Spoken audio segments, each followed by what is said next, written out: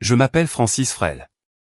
J'ai 32 ans, et il y a 2 heures, j'ai signé un morceau de papier, qui coûtera à mon père tout ce qu'il a construit. Il ne le sait pas encore. En ce moment même, il est à l'intérieur de cette maison, en train d'ajuster sa cravate, répétant un discours qu'il a écrit sur un bloc-notes jaune. 25 membres de la famille patientent autour d'une longue table, avec la belle porcelaine et les bougies, que Diane a choisies. Mon père a une annonce à faire, ce soir. Un certificat encadré, une déclaration, des larmes de joie. Je sais déjà ce qu'il va dire. Je le sais, car je l'ai trouvé sur son bureau, il y a 4 jours. Et ce qu'il a écrit, à propos de la fille qu'il a toujours méritée, c'est la raison pour laquelle je me suis rendu au bureau d'un avocat, cet après-midi, et que j'ai apposé mon nom sur 3 documents, des documents qui changeront cette famille à tout jamais. Mais voici ce qu'aucun d'entre eux ne sait. Le discours n'est pas le pire. Ce qui vient après le discours, ce qui arrivera dans une enveloppe blanche d'ici 9 jours, c'est quelque chose que mon père ne pourra pas annuler. Et il aura 90 jours pour trouver une solution. Bienvenue à nouveau sur Calm Drama Stories, l'endroit où les secrets de famille se dévoilent, et où les décisions silencieuses changent tout. Si vous êtes nouveau ici, laissez un commentaire, et n'oubliez pas de vous abonner, pour ne jamais manquer une histoire. Maintenant, entrons dans le vif du sujet.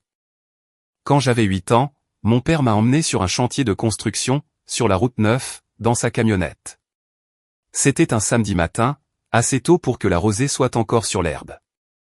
Il m'a soulevé sur une pile de contreplaqué, et il a pointé du doigt une poutre en acier, qui traversait le plafond d'une maison à moitié terminée. Tu vois cette poutre, Franny? C'est ce qui soutient tout le reste. Sans elle, tout s'effondre. C'est ce que tu deviendras, un jour. Je l'ai cru. Je croyais tout ce qu'il disait, à l'époque. Mon père s'appelle Rick Frel, propriétaire de Frel & Son Construction. Il a commencé comme ouvrier à 19 ans, a repris l'entreprise de son père, Harold, à 31 ans, et en a fait le plus grand entrepreneur résidentiel du comté de Ridgewood. Ma mère est morte quand j'avais 7 ans. Cancer de l'ovaire. Elle avait 34 ans. Après son départ, il n'y avait plus que moi, mon père, et mon grand-père Harold, qui sentait les copeaux de cèdre, et gardait des bonbons au caramel dans le tiroir de son bureau. Harold était celui qui maintenait les choses ensemble. Il tenait les livres de compte, négociait les contrats, formait les équipes. Mon père maniait le marteau. Harold, lui, construisait la structure. Chaque dimanche après l'église, Harold m'emmenait dans son bureau. Le bureau était en cèdre massif, fabriqué à la main, avec une lampe en laiton, et un presse-papier en verre en forme d'ours. Il m'asseyait sur ses genoux, et me laissait tamponner les factures, avec le sceau de l'entreprise. Ne laisse jamais personne te faire sentir minuscule, au sein de ta propre famille, m'a-t-il dit un jour. J'avais 9 ans. Je ne comprenais pas, à l'époque. C'était avant Diane. Mon père a rencontré Diane Mitchell quand j'avais 18 ans, 2 semaines avant que je ne parte pour l'université. Elle était réceptionniste, au cabinet dentaire de la rue Oak. Elle avait une fille, nommée Megan, de son premier mariage. Megan avait 8 ans. Diane était chaleureuse, attentionnée. Elle apportait des plats en cocotte à mon père, s'enquérait de sa journée, riait à ses blagues. Elle le faisait se sentir remarqué, d'une manière qu'il n'avait pas ressentie depuis la mort de ma mère. Je comprenais cela. Je ne lui en tenais pas rigueur. Mais la chaleur de Diane avait un rayon d'action limité. Elle s'étendait à mon père, à Megan, aux voisins qu'elle voulait impressionner. Elle ne s'étendait pas à moi. Son sourire changeait, dès que mon père quittait la pièce. Pas de façon dramatique, ni cruellement, c'était juste. Moins intense. Comme une lampe réglée sur une intensité plus faible. Francis, ma chérie, Megan a vraiment besoin de son propre espace. Cela te dérangera-t-il, si nous déplacions certaines de tes affaires dans la chambre d'amis? C'était 3 mois après le mariage. Ma chambre est devenue la salle de bricolage de Megan. Mes posters ont été retirés. Ses autocollants de papillons ont été affichés. La photo de famille sur la cheminée a changé ensuite. Celle du mariage de mes parents a été remplacée par une nouvelle. Rick, Diane, Megan, et moi à la foire du comté. Sauf que je me tenais tout à droite, un demi-pas derrière tout le monde. Au Noël de cette année-là, mon visage n'était plus qu'à 3 cm du bord du cadre. Au Noël suivant, il y avait un cadre entièrement nouveau, un portrait professionnel. Rick, Diane et Meghan, portant des pulls bleus assortis. J'étais à l'université quand ils l'ont prise. Personne ne me l'a dit. Je l'ai découvert quand je suis rentré pour les vacances, et que je l'ai vu accroché au-dessus de la cheminée. Je voulais devenir ingénieur en structure. Je le voulais depuis ce matin sur la route 9, quand mon père avait pointé la poutre en acier, et m'avait dit que je serais ce qui soutient tout le reste. Quand j'ai demandé à mon père de m'aider à payer l'université, il s'est assis à la table de la cuisine, et s'est frotté la nuque. L'ingénierie, Franny, c'est un domaine difficile. Et coûteux, aussi. Diane pense que, peut-être, tu devrais envisager l'enseignement. Des horaires réguliers, de bons avantages. Je l'ai regardé. Diane pense, nous pensons tous les deux. J'ai postulé à toutes les bourses que j'ai pu trouver. J'ai travaillé de nuit dans un centre de photocopie. J'ai obtenu un diplôme d'ingénieur en structure à l'université d'État. 37 000 € de prêts étudiants, et 0 de la part de mon père. Il est venu à ma remise de diplôme. Il s'est assis au 5e rang, avec Diane et Meghan. Meghan a joué à un jeu sur le téléphone de Diane pendant toute la cérémonie. Après la fin, mon père m'a prise dans ses bras et a dit, « Fier de toi, Franny. Je savais que tu te débrouillerais. » Il est parti avant la réception. Diane avait réservé pour dîner. Les appels téléphoniques sont devenus plus courts, après ça. J'appelais les dimanches après-midi, et il parlait pendant 6 ou 7 minutes, avant que Diane ne lui rappelle quelque chose, une émission qu'il regardait, une course qu'il devait faire. À chaque semestre, les appels raccourcissaient. À chaque fête, les excuses s'allongeaient. Oh, Franny, nous pensions que tu restais à l'école, pour ce Thanksgiving. Meghan a un récital la veille de Noël, alors nous dînons plus tôt cette année. Ne te l'ai-je pas dit? Il oubliait toujours de me le dire, ou bien quelqu'un s'assurait qu'il oublie. Mon grand-père Harold est mort un mardi, en mars. Il avait 79 ans. Crise cardiaque, au bureau en cèdre de son cabinet. Ils l'ont trouvé avec ses lunettes de lecture encore sur le nez, et une tasse de café à moitié bu, à côté de la lampe en laiton. Les funérailles ont eu lieu à la première église baptiste, sur la rue Elm. 200 personnes sont venues. Harold était le genre d'homme, qui se souvenait du nom de votre enfant, et demandait des nouvelles de votre chien. Toute la ville s'est déplacée. Diane s'est plainte de la disposition des places. Je pense simplement que la famille immédiate devrait être au premier rang, Rick. Pas les cousins, ni les vieux amis. La famille immédiate. Elle parlait d'elle-même, et de Meghan. Elle ne parlait pas de moi. Tante Patrice, la sœur aînée de mon père, m'a installé elle-même au premier banc, sans dire un mot. Après le service, l'avocat d'Harold m'a prise à part. Il s'appelait Martin Kopp, un homme discret, dans un costume marron, qui avait représenté Harold pendant 30 ans. Votre grand-père vous a laissé quelque chose, Francis. 40% de Frêle & Son Construction, détenue dans une fiducie. Je l'ai regardé, fixement. La fiducie vous est acquise, lorsque vous atteignez 30 ans. D'ici là, les parts sont bloquées. Votre père sait que la fiducie existe, mais il n'en connaît pas les détails. Martin m'a tendu une enveloppe scellée. À l'intérieur, il y avait une seule feuille de papier, écrite de la main d'Harold. Ton père est un homme bon, avec une colonne vertébrale fragile. Ces 40%, c'est ta place à table. Ne la cède pour personne. J'avais 24 ans. Il me restait 6 ans, avant que tout cela n'ait de l'importance. J'ai plié la lettre, je l'ai mise dans la poche de mon manteau, et je suis passé devant le bureau d'Harold en sortant. Le bureau en cèdre était toujours là. La lampe en laiton était toujours allumée. Le jour de mon 30e anniversaire, j'ai conduit jusqu'au bureau de Martin Kopp, et j'ai signé les documents qui ont rendu la fiducie officielle. 40% de Frêle & Son Construction m'appartenaient désormais. Pas seulement sur un papier dans un tiroir, mais m'appartenaient dans le registre de l'État, dans les déclarations fiscales, dans l'accord d'exploitation de la SARL. Martin m'a expliqué l'accord. Il faisait 43 pages, rédigé par Harold et une avocate nommée Judith Greenwald, en 1999. Harold avait payé Judith séparément. Mon père avait signé l'accord, sans lire au-delà de la page 4. Clause 7.3, dit Martin, en tapotant la page. C'est celle-ci, que votre grand-père voulait que vous connaissiez. Je l'ai lu 2 fois. La renonciation volontaire par l'un des membres déclenche un rachat obligatoire, à la juste valeur marchande, évaluée de manière indépendante. Les membres restants doivent effectuer le rachat dans un délai de 90 jours calendaires, ou perdre le contrôle opérationnel, au profit d'un administrateur nommé par le tribunal. Martin s'est adossé à son fauteuil. Votre grand-père a rédigé cette clause, spécifiquement pour vous protéger. Si jamais vous choisissiez de quitter l'entreprise, il serait obligé de vous payer la juste valeur de vos parts. Ils ne peuvent pas simplement les absorber. Et s'ils ne peuvent pas payer? Alors la SARL est restructurée sous la supervision d'un tribunal. Votre père perdrait le contrôle quotidien. Je suis resté silencieuse avec cela, pendant un long moment. Le bureau était calme. La circulation bourdonnait sur la rue Caldwell, en bas. J'espère que je n'aurai jamais besoin de ça, ai-je dit. Martin a hoché la tête. Harold espérait la même chose. J'ai rangé l'accord dans un coffret ignifuge, dans mon placard. 2 ans ont passé. J'ai conçu des ponts, des parkings, et des ailes d'hôpitaux. J'ai remboursé mes prêts étudiants. J'ai acheté un appartement, à 45 minutes de Ridgewood. Je n'ai pas pensé à la clause 7.3. Pas encore. J'ai essayé. Je veux que cela soit clair. J'ai essayé, pendant 2 ans. Quand j'ai eu 30 ans, j'ai envoyé un email à mon père. Papa, j'aimerais discuter de mon rôle dans l'entreprise.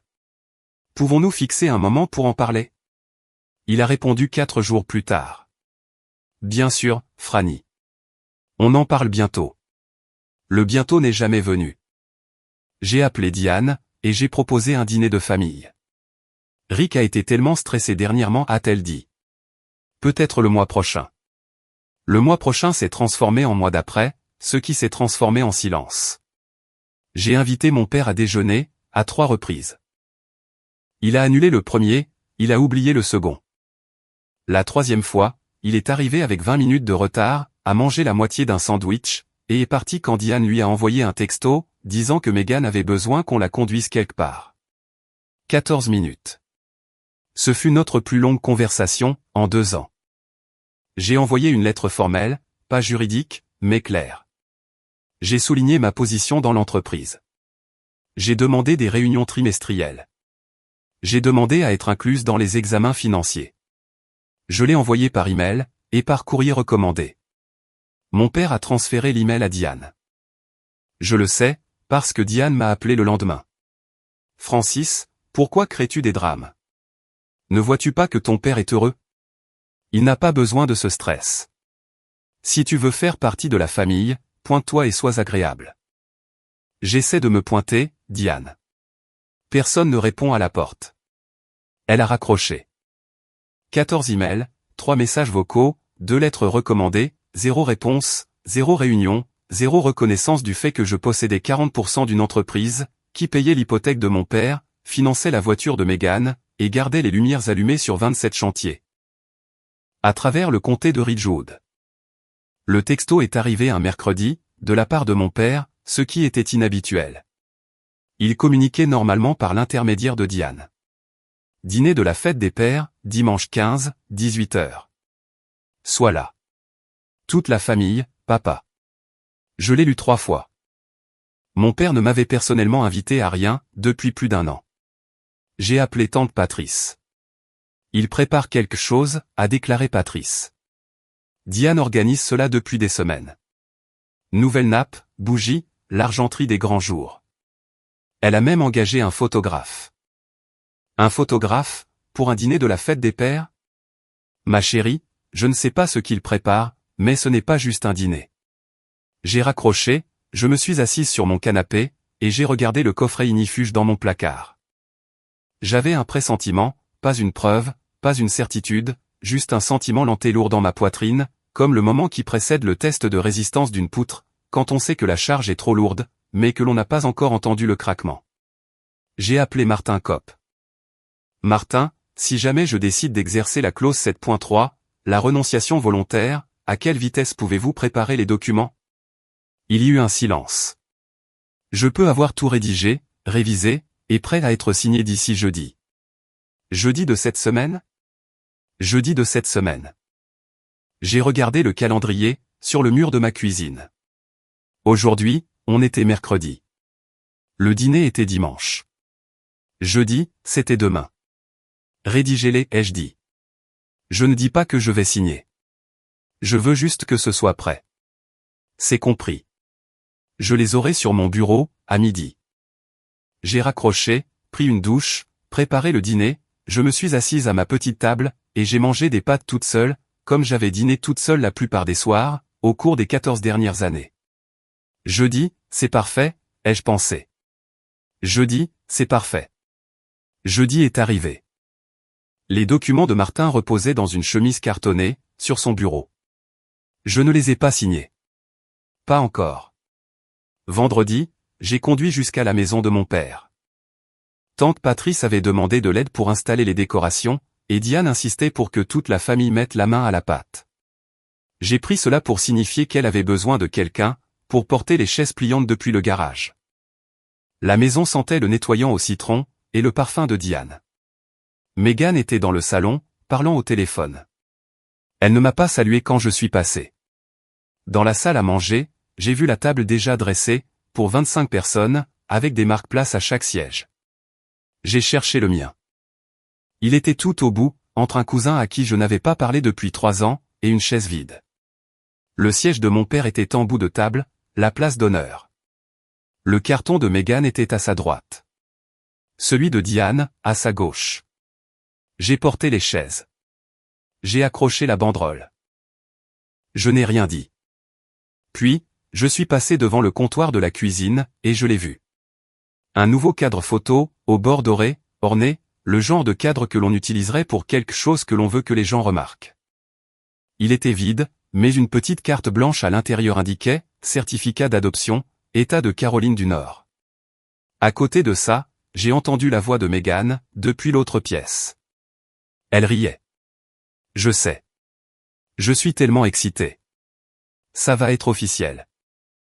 Sur le comptoir, derrière le cadre, se trouvait une enveloppe du tribunal de comté. L'adresse de l'expéditeur indiquait, en l'affaire de l'adoption d'un adulte, requête déposée. J'ai posé la dernière chaise pliante contre le mur. J'ai pris mes clés. J'ai conduit les 45 minutes pour rentrer chez moi, sans allumer la radio. Samedi matin, je me suis arrêté chez tante Patrice. Elle vit dans une maison de plain-pied jaune sur Birchland, à 4 pâtés de maison de chez mon père. Elle y vit depuis avant ma naissance. Nous nous sommes assises à sa table de cuisine, avec du café. Elle a poussé une assiette de brioche à la cannelle vers moi, et a dit, « Francis, il faut que je te montre quelque chose. » Elle est allée dans le couloir, et est revenue avec une photographie. C'était un nouveau portrait de famille. Rick, Diane, et Megan, pris en studio.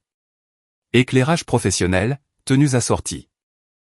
La même photo, qui était maintenant accrochée dans le salon de mon père. Je n'étais pas dessus.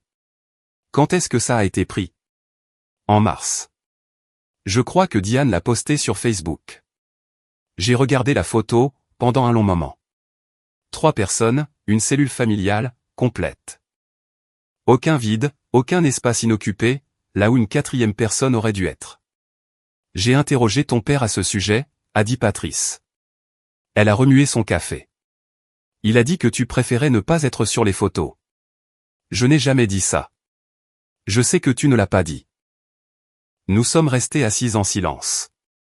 L'horloge au-dessus de la cuisinière faisait tic-tac. Dehors, une tondeuse à gazon bourdonnait. Patrice a tendu le bras par-dessus la table, et a posé sa main sur la mienne. Ma chérie, qu'est-ce que tu vas faire? Je ne sais pas encore. Ce n'était pas tout à fait vrai. Les documents de Martin reposaient dans une chemise, sur son bureau. Le stylo attendait. Le notaire était réservé. Mais je voulais me tromper. Je voulais entrer dans ce dîner, et que mon père me regarde. Qu'il me regarde vraiment, et qu'il dise quelque chose, qui signifierait qu'il savait encore que j'existais. Je vais aller à ce dîner, ai-je dit. Et je vais voir ce qui se passe.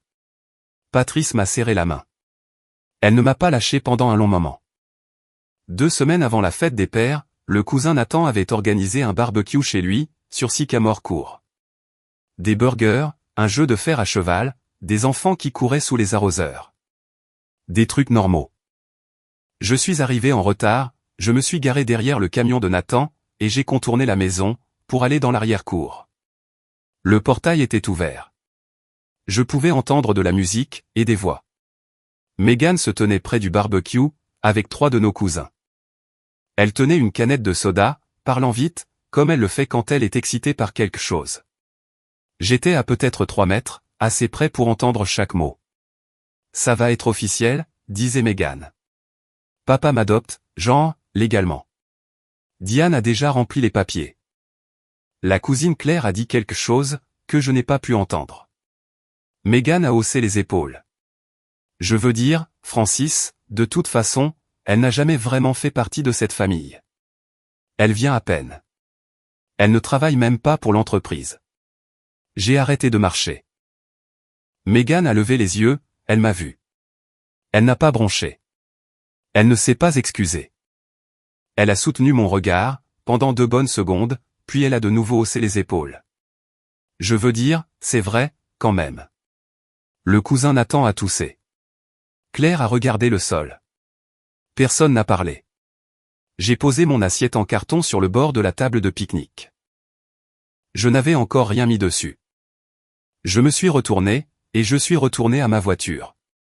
Megan ne m'a pas rappelé. Personne ne l'a fait, pendant environ 30 secondes. Puis j'ai entendu Nathan dire, Megan, s'était déplacé. Et Megan répondre, quoi? Elle sait que c'est vrai. Je me suis assise dans ma voiture, les mains sur le volant, à 10h10. Le moteur était éteint. De toute façon, elle n'a jamais vraiment fait partie de cette famille. J'ai conduit jusqu'à chez moi. J'ai appelé Martin. À quelle heure puis-je passer, vendredi? Le mardi suivant, je suis allé au bureau de mon père, dans le complexe Frel & Son, sur Industrial Drive. J'avais des documents trimestriels à déposer, des documents fiscaux, qui nécessitaient sa signature, en tant qu'exploitant majoritaire. Je faisais cela 2 fois par an, depuis la mort d'Harold. C'était la seule raison pour laquelle j'allais encore au bureau. L'accueil était vide. Joanne, la réceptionniste, était en pause déjeuner. J'ai marché dans le couloir, jusqu'au bureau de mon père. La porte était ouverte. Sur son bureau, à côté d'un mug de café et d'une pile de factures, reposait le certificat encadré. Cadre doré, calligraphie élégante sur papier crème, certificat d'adoption, État de Caroline du Nord, le nom complet de Megan, le nom complet de mon père, une ligne pour le juge, une ligne pour la signature de mon père. Megan avait déjà signé. À côté du certificat, il y avait un bloc-notes jaune, avec l'écriture de mon père, l'ébauche d'un discours. Je n'aurais pas dû le lire, mais je l'ai fait. La famille signifie tout pour moi. Et aujourd'hui, en cette fête des pères, je veux vous dire à tous, que je rends enfin les choses officielles. J'adopte Megan Elizabeth Mitchell, comme ma fille.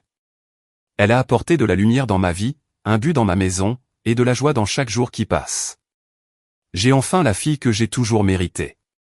Je l'ai lue 2 fois. J'ai compté les mots. 47 mots, dans ce discours. Le nom de Megan apparaissait 2 fois. Le mien, 0 fois. J'ai posé les documents trimestriels sur le comptoir, près de la porte. Je n'ai pas laissé de mots. Je suis sorti du bâtiment, je suis passé devant la salle de pause, devant les camions sur le parking en gravier, avec Frel & Son peint au pochoir sur les portes. Je me suis assise dans ma voiture, pendant 11 minutes, avant de pouvoir démarrer le moteur. Mercredi soir. J'étais assise sur mon canapé, avec un bol de soupe, que j'avais à peine touché. La télévision était allumée, mais en sourdine. Une émission de rénovation de maison. Un couple qui se disputait, à propos de carrelage. J'ai pris mon téléphone, et j'ai appelé Martin. Les documents dont nous avons discuté, ai-je dit. Sont-ils prêts? Prêts à être signés, quand vous le souhaitez. Je peux avoir le notaire au bureau, n'importe quel jour de la semaine. J'ai regardé la télévision. Le couple avait cessé de se disputer. Ils se prenaient dans les bras. Le carrelage qu'ils avaient choisi était beige. Martin, si je signe vendredi, le dîner est dimanche. Y a-t-il un moyen de suspendre le dépôt, au cas où je changerais d'avis? Je peux conserver les documents signés, pendant 48 heures, avant de les soumettre à l'État. Si vous voulez annuler dans cette fenêtre de temps, vous m'appelez, et je les déchiquette. Aucun dépôt, aucune trace, aucune conséquence. Et si je n'appelle pas? Je les dépose lundi matin, à 9 heures. Le compte à rebours des 90 jours commence. Votre père recevra une notification officielle, 7 à 10 jours ouvrables après cela. J'ai fixé ma soupe. Elle avait refroidi. Il y avait une pellicule à la surface. Vendredi à 14 heures, ai-je dit, je serai là. J'ai raccroché, posé le téléphone sur le coussin à côté de moi, et pressé mes paumes contre mes yeux. Je voulais me tromper. Je voulais entrer dans ce dîner, dimanche, et que mon père me regarde.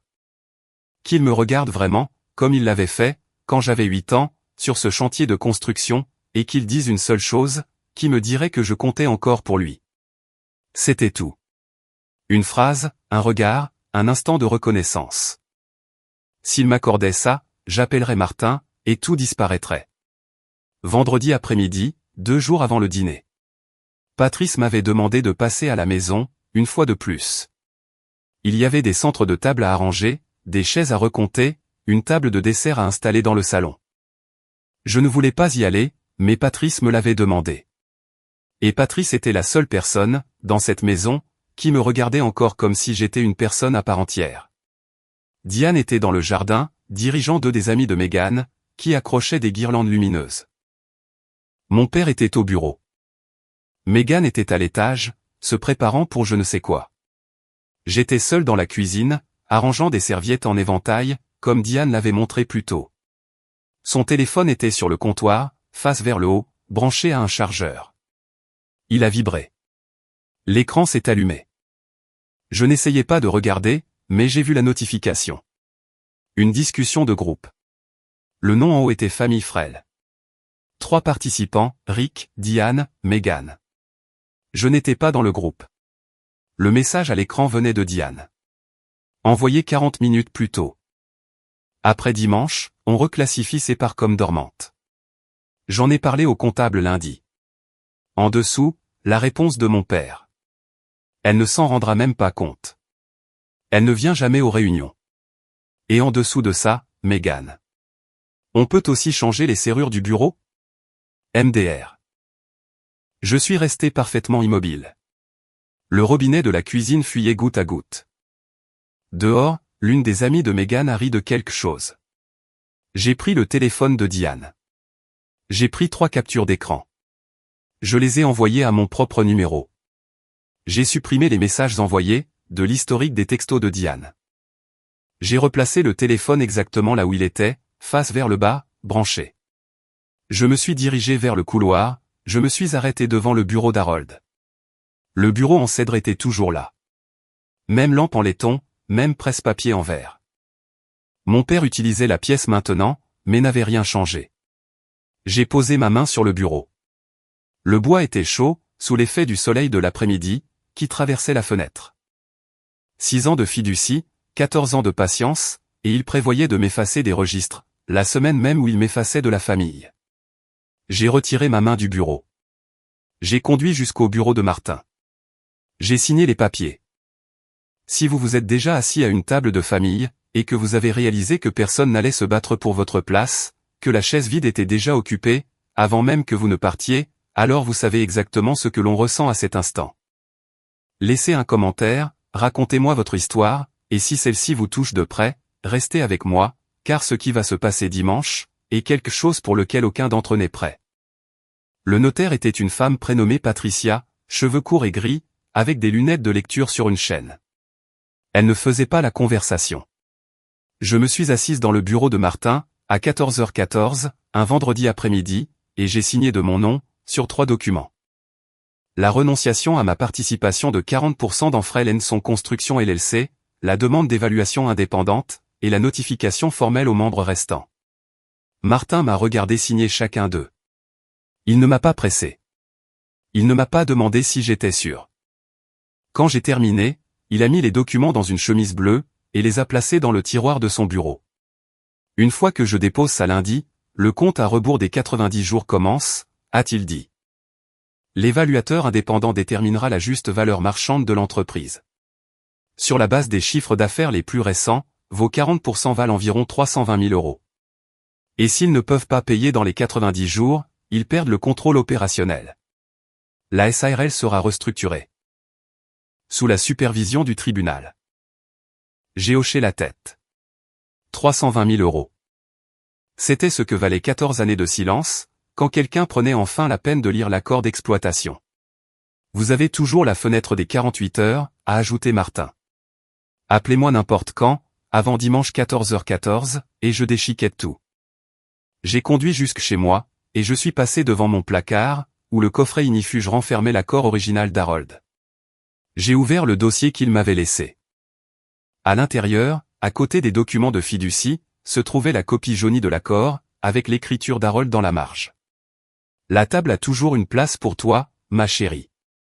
J'ai refermé le dossier. Demain, c'était la fête des pères, dimanche matin. Je me suis réveillé à 6h37.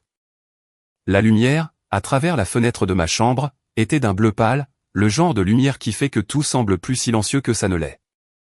Je suis resté allongé là, pendant un moment, j'ai pensé à appeler Martin, j'ai pensé à tout déchiqueter, à enfiler un jean, à conduire jusqu'à la maison de mon père avec une bouteille de vin, et une carte qui dirait « Bonne fête des pères, papa », de mon écriture. Je pouvais encore le faire. La fenêtre était ouverte. L'encre du stylo n'était pas encore devenue permanente. Je me suis levé, j'ai pris une douche, je suis resté devant mon placard, pendant 11 minutes. J'ai choisi une robe bleue, bleu marine, simple, avec une ceinture. La couleur préférée d'Harold était le bleu marine. Il portait une cravate bleu marine pour aller à l'église, chaque dimanche. J'ai mis les boucles d'oreilles que ma mère avait l'habitude de porter, de petites créoles en or avec un minuscule saphir. Elles étaient dans une boîte en velours sur sa commode, quand elle est morte. Tante Patrice les avait gardées pour moi. J'ai appelé Patrice. Je serai là. Tu n'es pas obligé d'y aller, ma chérie. Je sais. J'ai regardé mon téléphone. Le numéro de Martin était dans mes appels récents. Fenêtre de 48 heures. Je pouvais encore tout arrêter. Un coup de téléphone, et tout disparaîtrait. J'ai mis le téléphone dans mon sac à main. Je n'allais pas faire de scène. Je n'allais pas pleurer. Je n'allais pas me lever, et prononcer un discours sur la trahison ou l'injustice, ou sur 14 années passées à être effacées, une photo après l'autre. J'allais m'asseoir, dîner, et regarder mon père faire son choix, devant 25 personnes qui partageaient son nom de famille. Et ensuite, j'allais rentrer chez moi. Ce qui se passerait après cela, relevait de l'arithmétique. Je me suis garé dans l'allée, à 17h52. Des voitures étaient déjà garées, des deux côtés de Maple Lane. La Buick de l'oncle Jean, le camion du cousin Nathan, la berline grise de tante Patrice, un SUV blanc. Je ne reconnaissais pas la famille du côté de Diane. La maison était illuminée. À travers la fenêtre d'entrée, je pouvais voir des gens bouger, des assiettes qu'on se passait, Diane qui ajustait quelque chose sur la table. La banderole au-dessus de la cheminée disait « Bonne fête des pères » en lettres dorées. Des ballons flottaient depuis la rambarde du Porsche. Je me suis assise dans ma voiture, pendant 2 minutes, j'ai vérifié mon visage dans le miroir, j'ai lissé le devant de ma robe, j'ai touché les boucles d'oreilles de ma mère. Puis, je suis sorti, et j'ai marché jusqu'à la porte. À l'intérieur, il faisait chaud, et c'était bruyant. 25 personnes, dans une maison conçue pour 12. Des cousins que je voyais une fois par an. Des tantes qui me pinçaient les joues, et disaient que j'avais l'air maigre. La mère de Diane, qui m'appelait toujours l'autre fille de Rick. Diane m'a accueilli à l'entrée de la cuisine. « Oh, Francis, tu es venu. Comme c'est gentil. » Elle m'a fait une bise en l'air, près de la joue. Son parfum était fort. Son sourire était calculé. J'ai cherché mon père. Il était dans le salon, debout près de la cheminée, avec Mégane, qui lui montrait quelque chose sur son téléphone. Il m'a vu, a fait un signe de la main. Et, Franny. Puis, il s'est retourné vers Mégane. J'ai trouvé ma place à table, au bout de la rangée, entre le cousin d'Eric, à qui je n'avais pas parlé depuis les funérailles d'Harold, et une chaise vide. Personne ne m'avait gardé de place, près de la tête de table. Tante Patrice est apparue à côté de moi. Elle s'est assise, m'a serré la main sous la table, et n'a rien dit. À 19h15, mon père a tapoté son verre de vin, avec une fourchette. La pièce est devenue silencieuse. Diane s'est levée la première. Elle s'est dirigée vers l'interrupteur, et a tamisé les plafonniers. Les bougies sur la table ont attiré le regard, projetant des ombres douces sur les murs. Cela avait l'air chorégraphié, car ça l'était. Tout le monde, Rick a quelque chose de très spécial, qu'il aimerait partager ce soir. Sa voix portait cette chaleur étudiée, le genre qui ressemble à de l'amour, si vous n'écoutez pas attentivement. Elle s'est tournée vers Megan, et a murmuré, « Prête, ma chérie ?» Megan a hoché la tête. Elle souriait. Ses yeux étaient brillants. J'ai regardé au-delà de mon père, et je l'ai vu. Derrière sa chaise, posé sur un petit chevalet en bois, se trouvait le certificat encadré d'or, le même que j'avais vu sur son bureau, 4 jours plus tôt. Certificat d'adoption, État de Caroline du Nord. La calligraphie attrapait la lumière des bougies. À côté du chevalet, se tenait une femme que je ne reconnaissais pas, l'amie de Diane, la photographe. Elle avait un appareil avec un long objectif, et elle le mettait déjà en position. Un moment planifié. Une révélation mise en scène, pas un dîner, une véritable production. Diane m'a surprise en train de regarder le chevalet. Nos regards se sont croisés, par-dessus la table. Elle a souri. Ce n'était pas son sourire poli, ou son sourire nerveux, ou son sourire public.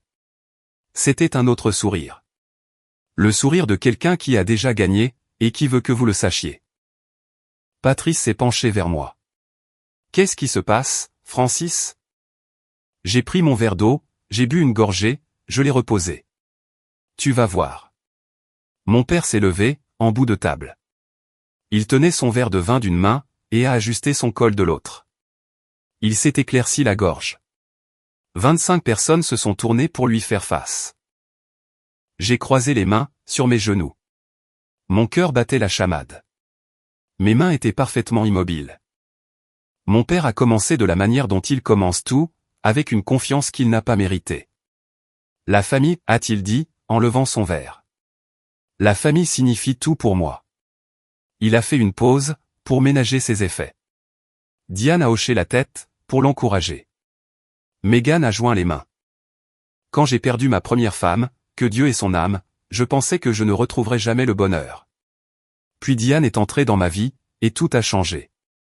Il a regardé Diane. Elle a pressé une main sur sa poitrine. Et Megan, ma petite Megan, depuis le moment où tu es entrée dans cette maison, tu as apporté de la lumière. Tu as apporté un but. Tu as apporté de la joie, dans chaque jour qui passe. Megan s'est essuyé les yeux. Plusieurs tantes ont attrapé des serviettes. Il a parlé pendant 4 minutes. J'ai compté. Il a parlé de la cuisine de Diane. Il a parlé du rire de Megan. Il a parlé de ce que cela signifie, de construire une famille de zéro. Il a prononcé le nom de Megan, 11 fois. Il n'a pas prononcé le mien, une seule fois. Pas une mention en passant. Pas à mes 2 filles, ou mes enfants, ou même vous tous. Il parlait comme si je n'existais pas, ni dans la pièce, ni dans sa vie, comme si la petite fille de 8 ans sur la pile de contreplaqué, avait été un brouillon qu'il avait supprimé par la suite. Je l'ai observé. J'ai observé son visage, ses gestes, la façon dont il se penchait vers Megan, comme une plante se penche vers la lumière. J'ai observé la pièce. Certaines personnes souriaient, d'autres pleuraient. 2 de mes cousins m'ont jeté un coup d'œil, avec des expressions qui se situaient quelque part, entre la pitié et le malaise. Je n'ai pas bougé. Je n'ai pas réagi. J'ai gardé les mains croisées sur mes genoux, et j'ai regardé. Tante Patrice était raide, à côté de moi. Je pouvais sentir la tension dans son bras. Mon père a reposé son verre de vin, et a tendu le bras derrière sa chaise. Il a soulevé le certificat encadré du chevalet, et l'a tenu devant lui, à 2 mains. Le cadre doré a brillé à la lueur des bougies. La photographe a levé son appareil. Aujourd'hui, a dit mon père, je veux rendre quelque chose officiel. Il s'est tourné vers Megan. Megan Elizabeth Mitchell, je t'adopte légalement comme ma fille. La pièce a explosé. Diane a fondu en larmes. Megan a jeté ses bras autour de mon père. Des cousins ont halté, puis ont applaudi. La mère de Diane a crié « Loué soit le Seigneur ». La photographe a pris une 12aine de clichés. Flash, flash, flash. Mon père a tenu Mégane à bout de bras. Il a regardé la pièce. Son menton tremblait, et ses yeux étaient humides. J'ai enfin la fille que j'ai toujours méritée. Applaudissements, câlins, verre levé. Diane a tamponné ses yeux avec une serviette en tissu, et a articulé en silence « Je t'aime » à l'attention de Rick, de l'autre côté de la table. Mégane riait et pleurait en même temps. Deux des sœurs de Diane se sont levées pour l'embrasser. Je suis restée assise au bout de la table. Personne ne m'a regardé. Non pas parce qu'ils étaient cruels, mais parce qu'à ce moment-là, je n'intervenais pas dans l'histoire que mon père racontait. Je n'étais pas un personnage. Je n'étais même pas une note de bas de page. J'étais la chaise vide, coincée entre le cousin Derek et le mur. Tante Patrice m'a attrapé l'avant-bras. Sa poigne était forte. « Francis, ça va ? » ?»« C'est bon, tante Patrice. » Ce n'était pas bon. Rien de tout cela n'était bon, mais le mot a quitté ma bouche de la même manière que des calculs de structure quittent ma table à dessin, mesuré, précis, dépouillé de tout ce qui ne sert pas à porter la charge. Sous la table, j'ai pressé mes pouces dans mes paumes. La pièce était bruyante. Les bougies étaient brillantes. La fenêtre de 48 heures se refermait. Je n'ai pas appelé Martin. Pendant les 45 minutes qui ont suivi, la pièce a gravité autour de mon père et de Mégane, comme des planètes autour d'un soleil. Les gens ont fait la queue pour les féliciter. Diane se tenait à côté de Rick, acceptant les louanges comme si elle avait négocié un traité de paix. Quel geste magnifique, Rick. Mégane a tellement de chance de t'avoir. C'est ça, le vrai sens de la famille. La cousine Claire est venue de mon côté de la table. Elle s'est assise sur la chaise vide à côté de moi, et s'est penchée. Est-ce que ça va ? J'apprécie que tu demandes, ai-je répondu. Elle avait l'air de vouloir en dire plus. Elle ne l'a pas fait. Le beau-frère de Diane, un homme nommé Greg, que j'avais rencontré exactement 2 fois, est passé et a dit à la cantonade, Rick a tellement de chance. Mégane est une fille tellement parfaite. J'ai mangé mon repas. Du poulet rôti, des haricots verts, de la purée de pommes de terre en boîte. J'ai mangé méthodiquement, parce que manger donnait quelque chose à faire à mes mains. Je ne suis pas parti tôt. Je n'ai pas repoussé ma chaise. Je ne me suis pas dirigé vers la tête de table, pour dire les 17 choses qui faisaient la queue derrière mes dents. Diane s'est approchée de moi pendant le dessert. Elle a tiré une chaise, s'est assise tout près, avec ses genoux pointés vers moi. Elle sentait la vanille, et la victoire. Francis, j'espère que tu comprends que cela ne te concerne pas. Je l'ai regardé. Je comprends parfaitement, Diane. Bien, parce que nous sommes tous une famille ici. Elle m'a tapoté le bras, s'est levée, et est retournée vers Rick. Cela ne me concernait pas. Après 14 années passées à être repoussé sur les bords de chaque photo, exclu de chaque plan, oublié à chaque fête, et effacé de l'entreprise que mon grand-père avait construite. Cela ne me concernait pas. Elle avait raison sur ce point, en fait. Cela ne m'avait jamais concerné. C'était bien là tout le problème. Pendant le dessert, je me suis éclipsé. Personne ne l'a remarqué. La pièce bourdonnait encore de l'éclat de l'adoption. Diane faisait circuler un plateau des carrés au citron préféré de Mégane, en racontant aux gens que la recette était dans sa famille depuis des générations. Ce n'était pas vrai. Ça venait d'une boîte. J'ai marché dans le couloir, jusqu'au bureau d'Harold. La porte était entr'ouverte. La pièce était sombre, à l'exception de la lueur de la lumière du porche, à travers la fenêtre. Le bureau en cèdre était exactement là où il avait toujours été. Même lampe en laiton, même presse-papier en verre en forme d'ours. Mon père utilisait cette pièce maintenant. Il y avait des factures empilées sur un coin, et le chargeur d'un ordinateur portable serpentait sur la surface. Mais le bureau lui-même, c'était celui d'Harold. Il l'avait fabriqué à la main en 1987, l'année de la naissance de mon père. J'ai ouvert le tiroir supérieur droit. À l'intérieur, sous une pile d'anciens relevés bancaires et une boîte de trombone, se trouvait une chemise cartonnée. Je l'ai sortie. À l'intérieur, il y avait la copie originale d'Harold, de l'accord d'exploitation de Frel & Son. 43 pages, jaunies par le temps. L'écriture d'Harold dans les marges. J'ai tourné jusqu'à la page 27, clause 7.3. Harold l'avait souligné, à l'encre bleue. Dans la marge, il avait écrit « RF a signé sans lire. Garde cette copie en lieu sûr. RF. Rick Frel, mon père. » J'ai lu la clause, une fois de plus. Mon doigt a suivi les mots. La renonciation volontaire par l'un des membres déclenche un rachat obligatoire. Dans la salle à manger, Diane a ri. Mon père a dit quelque chose que je n'ai pas pu entendre. L'appareil du photographe a cliqué.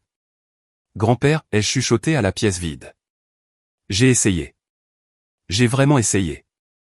J'ai pris une photo de la clause avec mon téléphone, j'ai refermé le dossier, je l'ai replacé dans le tiroir, et j'ai fermé doucement. Ensuite, je suis retourné à table, et j'ai terminé mon carré au citron. J'ai aidé à débarrasser la table. J'aidais toujours à débarrasser la table. C'était ce que ma mère m'avait appris. Tu nettoies après un repas, même si personne ne le remarque. J'ai empilé les assiettes près de l'évier, j'ai essuyé le comptoir, j'ai enveloppé les restes de poulet dans du papier d'aluminium. Diane ne m'a pas remercié.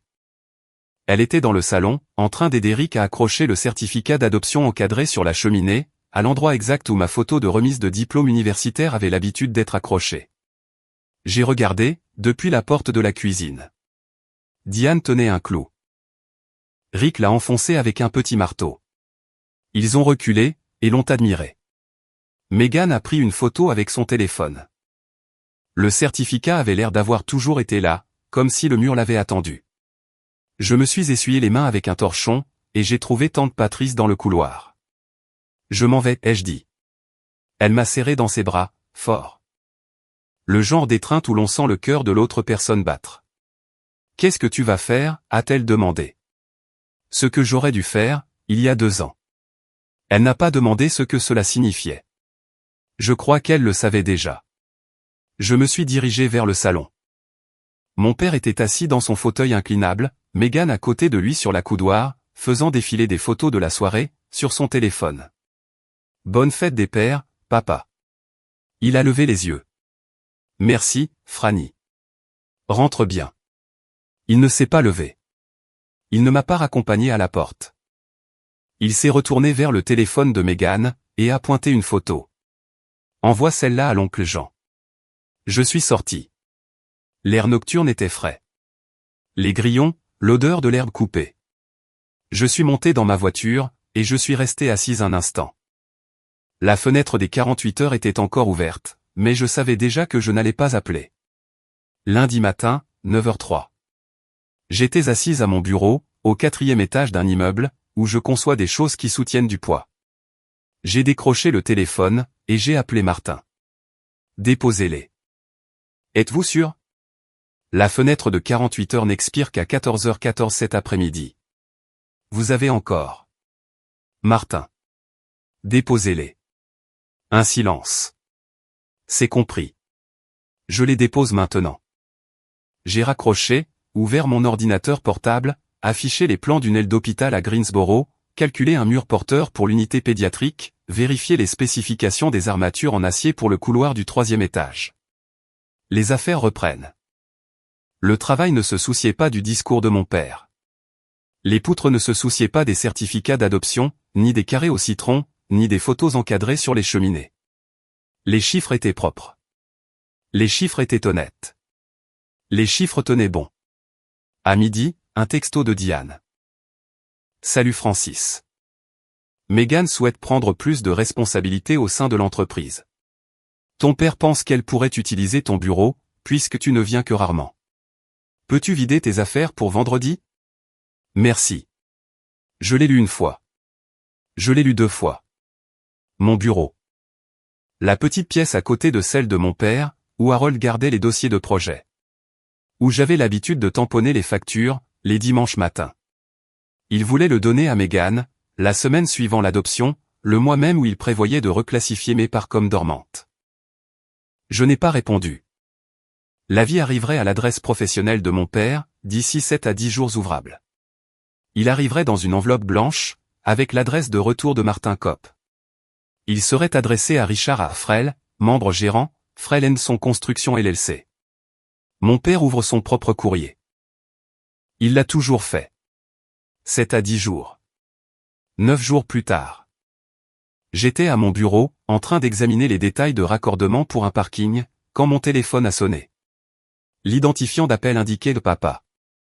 Mon père ne m'avait pas appelé directement, depuis 7 mois. Francis. Sa voix tremblait. Pas de colère, de quelque chose de plus brut que ça. D'incrédulité. Qu'est-ce que c'est que ça? Qu'est-ce que tu as fait? J'ai exercé mes droits, en vertu de l'accord d'exploitation. De quoi parles-tu? Cette lettre dit que tu renonces à tes parts.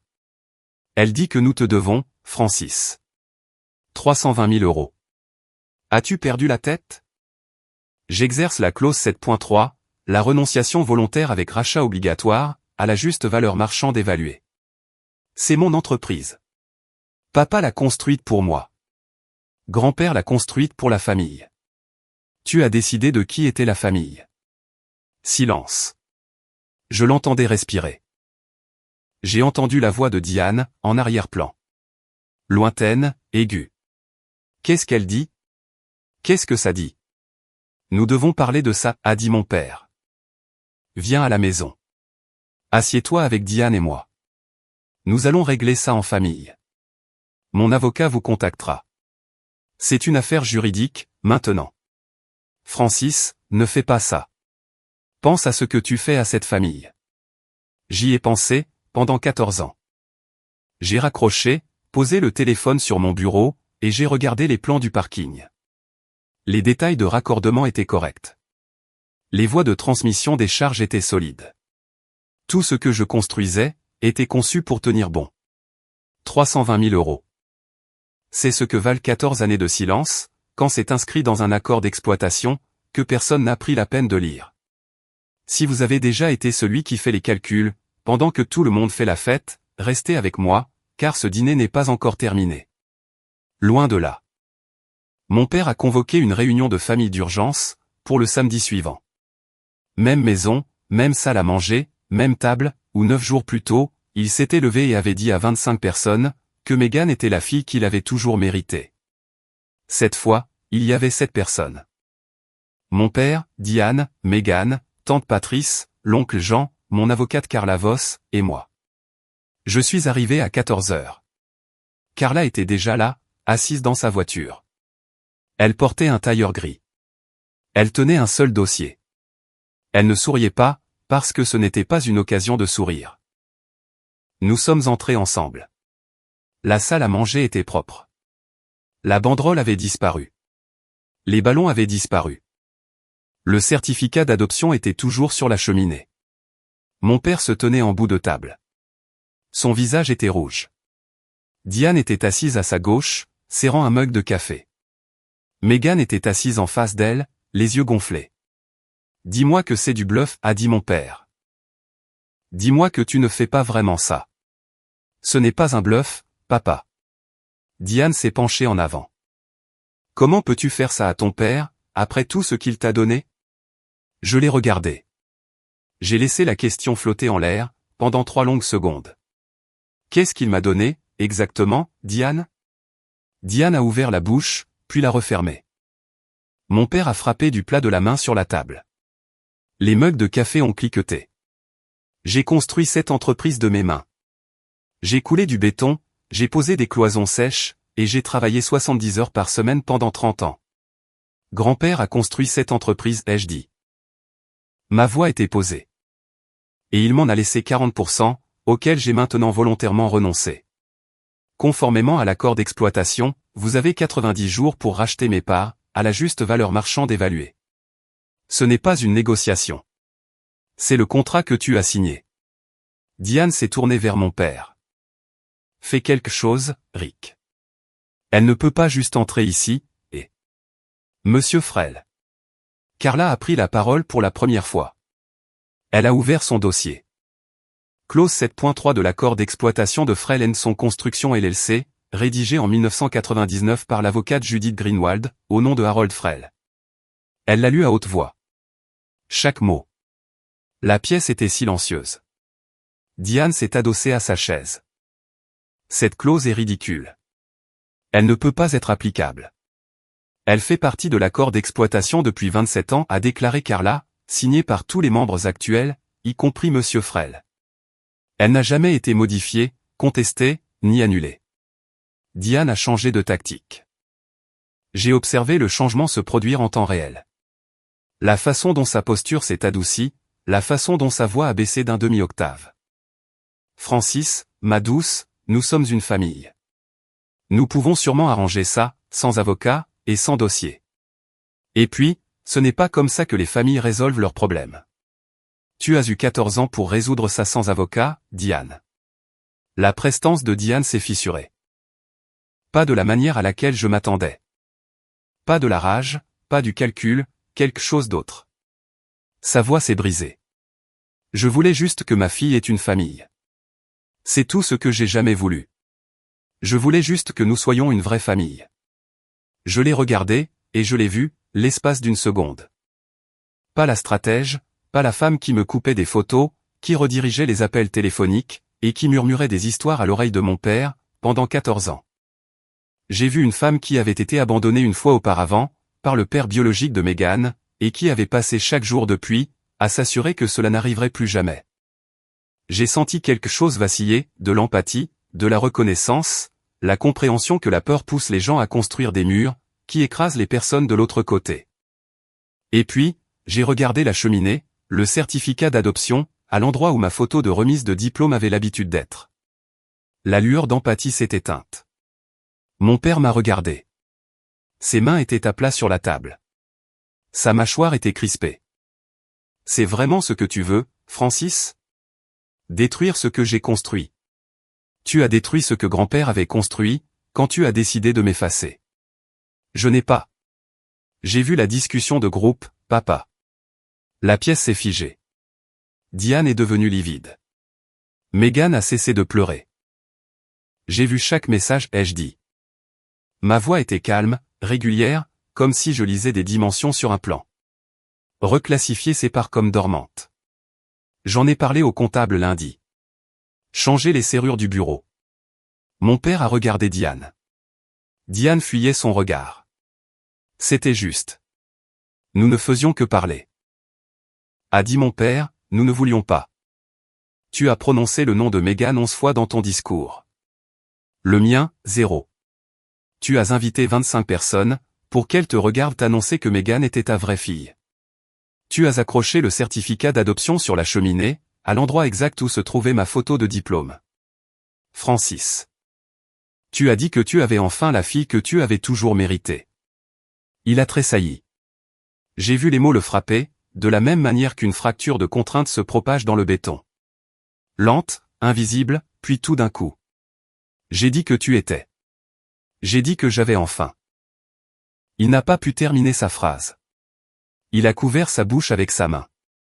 Meghan pleurait à nouveau. Ce n'est pas juste. Je l'ai regardé. Tu as dit à nos cousins que je n'avais jamais vraiment fait partie de cette famille, au barbecue de Nathan. Tu m'as regardé dans les yeux, et tu as dit que c'était vrai. Meghan m'a dévisagé. Sa bouche s'est ouverte. Rien n'en est sorti. Je choisis d'être d'accord avec toi, Meghan. Je choisis de ne plus faire partie de cette famille. Et l'accord d'exploitation a un prix pour cela. Tante Patrice s'est levée. Elle était assise en bout de table, silencieuse pendant tout l'échange. Ses mains étaient sur ses genoux. Ses lèvres étaient pincées. Elle ressemblait à une femme qui avait gardé quelque chose dans sa poitrine, depuis très longtemps, et qui venait de décider de le laisser sortir. Rick. Mon père a levé les yeux. Je t'avais dit que cela arriverait. Sa voix était basse, mais d'une fermeté absolue. Il y a 3 ans, dans cette même cuisine, je t'ai dit que tu étais en train de perdre Francis. Tu m'as dit que je réagissais de manière excessive. Mon père a secoué la tête. Patrice, ce n'est pas. Harold aurait honte. Elle n'a pas élevé la voix. Elle n'en avait pas besoin. Pas de Francis. De toi. Mon père a caché son visage dans ses mains. Patrice s'est tourné vers Diane. Et toi? Tu savais exactement ce que tu faisais. Chaque photo retirée, chaque invitation oubliée, chaque appel téléphonique détourné, chaque fête dont Francis n'était pas informé avant qu'il ne soit trop tard. Diane s'est redressée. Vous n'avez pas le droit de me parler de cette façon, dans ma propre maison. J'en ai tout à fait le droit. Je suis la fille d'Harold Frell, et j'ai regardé mon frère effacer son propre enfant, pendant 14 ans. Je n'ai rien dit pendant trop longtemps. Je ne garderai plus le silence. La pièce était silencieuse. Meghan fixait la table. L'oncle Jean, qui n'avait pas parlé de toute la réunion, s'est penché en avant. Rick, paie-lui juste ce qui lui est dû, et présente tes excuses. Mon père a levé son visage de ses mains. Ses yeux étaient rouges. Sa voix était éraillée. 320 000 euros. Où suis-je censé trouver 320 000 euros, en 90 jours? Personne n'a répondu. Le certificat d'adoption nous observait, depuis la cheminée. Les bougies avaient été retirées. Le photographe était parti. Je me suis levé. J'ai pris mon sac à main, au dos de ma chaise. J'ai regardé mon père. Papa, je t'ai donné 14 ans de chance. Je t'ai donné des emails, des appels téléphoniques, et des lettres recommandées. Je t'ai donné ce dîner. Je me suis assise à cette table dimanche dernier, je t'ai regardé faire ton choix. Et je n'ai pas dit un mot. Il m'a dévisagé. Sa bouche était entr'ouverte. Il avait l'air plus petit que je ne l'avais jamais vu, plus petit que l'homme qui avait pointé une poutre en acier, et qui m'avait dit que je serais ce qui soutient tout le reste. Ce n'est pas de la vengeance, ai-je dit. C'est de l'arithmétique. 40% d'une entreprise de 800 000 euros font 320 000 euros. Ce n'est pas une punition. C'est un fait. Je me suis tourné vers la porte. Si tu passes cette porte, a dit Diane, tu ne seras plus jamais la bienvenue dans cette maison. Je me suis arrêté. J'ai regardé en arrière. Pas Diane, mais mon père. Je voulais voir s'il dirait quelque chose, la corrigerait, s'y opposerait, ou même s'il hésiterait. Il ne l'a pas fait. Je me suis tourné vers Diane. Je ne pose pas la question. Je vous en informe. J'ai marché jusqu'à la porte d'entrée, je l'ai ouverte. La lumière du soleil était vive et perçante, après la pénombre de la salle à manger. J'ai fait un pas sur le porche. Carla m'a suivi. Nous avons marché jusqu'à sa voiture, en silence. Elle a déverrouillé les portes. Nous sommes montés. Ça va, a-t-elle demandé. J'ai regardé la maison. Le porche où j'avais l'habitude de m'asseoir avec Harold, les soirs d'été. L'allée où j'avais appris à faire du vélo. La fenêtre de la chambre qui avait été la mienne. Non, ai-je répondu. Mais ça ira. Elle a démarré la voiture. Nous nous sommes éloignés de la maison, sur Maple Lane. Je n'ai pas regardé en arrière. 3 semaines ont passé. Mon père a engagé un avocat nommé Gerald Boyd, un homme qui portait des bretelles, et facturait 400 € de l'heure. Gerald a examiné l'accord d'exploitation, a appelé Martin, et a demandé une réunion. La réunion a duré 40 minutes. Gerald a confirmé que la clause 7.3 était inattaquable. L'avocate d'Harold, Judith Greenwald, l'avait rédigée pour survivre exactement à ce scénario. Un membre de la famille, évincé par l'exploitant restant. Il n'y avait aucune faille, aucun détail technique, aucun angle d'attaque. Mon père a contracté un prêt adossé à l'entreprise, 110 000 € à 8,5% d'intérêt, garanti par le parc de matériel et 2 camions de la société. La banque a exigé une garantie personnelle. Diane a co-signé. Diane était furieuse. Pas contre la banque, contre moi. Et, pour la première fois à ma connaissance, contre Rick. Tu aurais dû lire ce foutu accord, lui a-t-elle dit. La cousine Claire l'a surprise au supermarché. Les murs à Ridgewood sont fins. Le rôle proposé pour Meghan dans l'entreprise a été discrètement mis au placard. Il n'y avait pas de budget pour un nouveau poste, alors que l'entreprise effectuait des paiements échelonnés pour un rachat de 320 000 €. 3 semaines après la réunion de famille, j'ai reçu un chèque par la poste. 100 000 €. Le premier versement sur 3.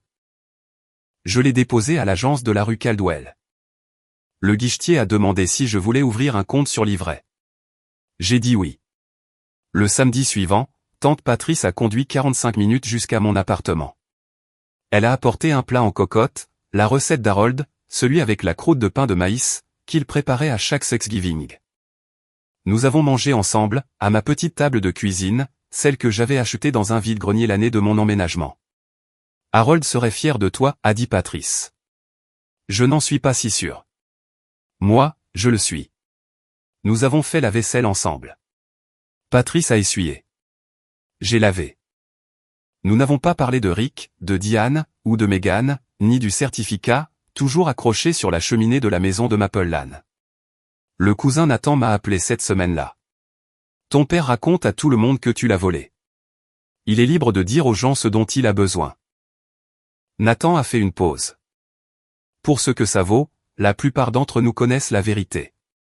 Merci, Nathan.